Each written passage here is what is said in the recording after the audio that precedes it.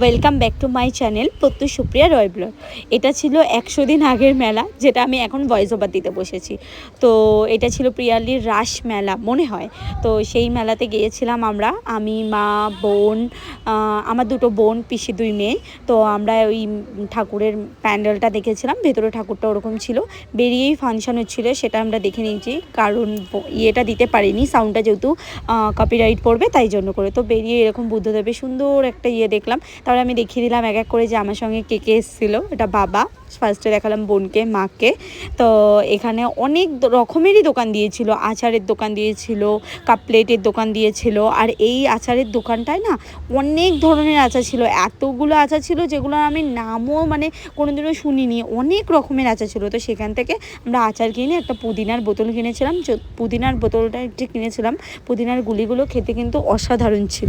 তারপরে সেখান থেকে আমরা অনেক কিছু দেখলাম, যেহেতু মেলায় তো টুকটাক জিনিস থাকবে, এটা স্বাভাবিক ব্যাপার।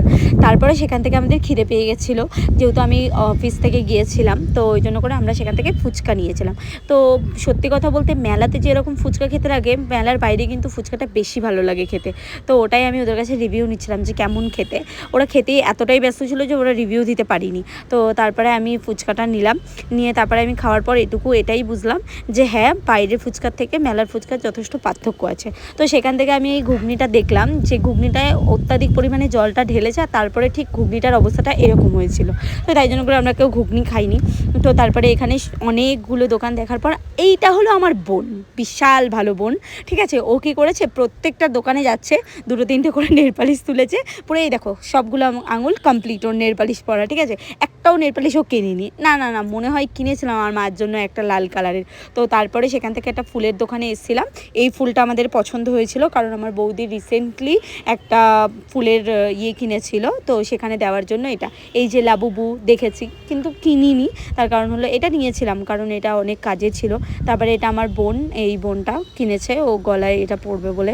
তো তারপরে বলছিল যে টাকাটা ছেঁড়া আছে, পাল্টে দাও, ঠিক আছে। তারপরে সেখান থেকে আমরা নিয়েছিলাম বাদাম আমাদের বাড়িতে নিয়ে আসার জন্য, কারণ বাড়িতে ঠাম্মা থাকে তো তাই জন্য করে। তারপরে এখানে যেটা হয় মেলাতে, নাগরদোলা যেটা আসে, এই নাগরদোলাটা কে চড়েছে আমি জানি না, বাট এটা আমি কোনোদিনও চড়বো না, আর চড়তেও চাই না, এটা দেখলেই আমার মাথা ঘোরে। তো তারপরে আমাদের মেলা ঘোরা শেষ। তো চলো টাটা, বাই বাই, আমরা এবার যাবো বাড়ি, টাটা।